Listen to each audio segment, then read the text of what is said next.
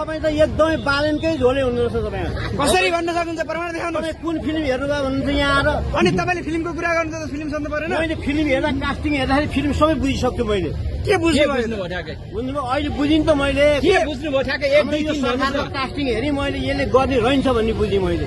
के गर्ने रहन्छ के गर्न पर्ने तपाईँ ठ्याक्क भनिदिनुहोस् न। विकास केही पनि गर्ने रहेछ, जनतालाई सुख दिने रहन्छ, महँगी बढाउने रहेछ। अनि 4 महिनामा पुरै विकास हुन्छ त? कस्तो कुरा गर्नुभएको?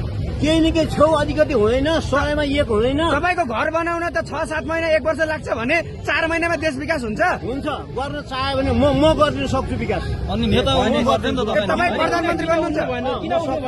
तपाईँ किन उठ्नु भएन त? म सक्छु। त्यो त सक्छु भन्ने मान्छे चुनावमा चाहिँ जाने बेला आउला, तपाईँ आउला। तपाईँ किन उठ्नु भएन अनि जनताले पत्याएन नि? बेला आउला।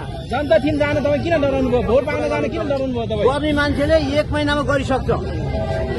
1 महिनामा मेरो क्वेसनको जवाब आएन। तपाईँ भोट माग्न किन जानु भएन त? गर्न सक्छु भन्ने मान्छेले त भोट माग्न जानु पर्ने, जनताले तल अब पर्दैन पर्ने। गरिन्छ, त्यो नि समय आउँछ। कहिले आउँछ त्यो समय? अब आउँछ नि, कस्तो कुरो कहिले आउँछ भन्नु न ठ्याक्कै। छिटै आउँछ।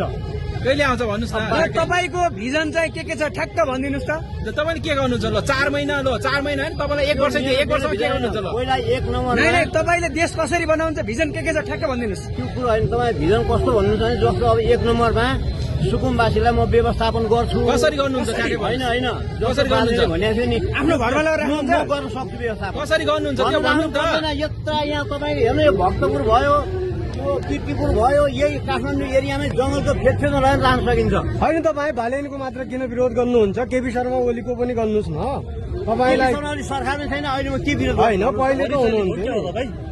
हजुर केपीबाटै परिचय लिएको जस्तो लाग्यो। होइन, म केपी ओलीबाट होइन, कसैबाट परिचय होइन म।